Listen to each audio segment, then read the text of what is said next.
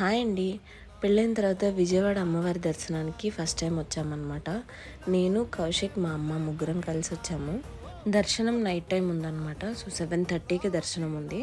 అందుకని చెప్పేసి చాలా సింపుల్గానే రెడీ అవుదామని జస్ట్ క్రీమ్ అప్లై చేసుకుంటున్నాను. నా ఐబ్రోస్ అనేది మస్ట్గా చేస్తాను అనమాట.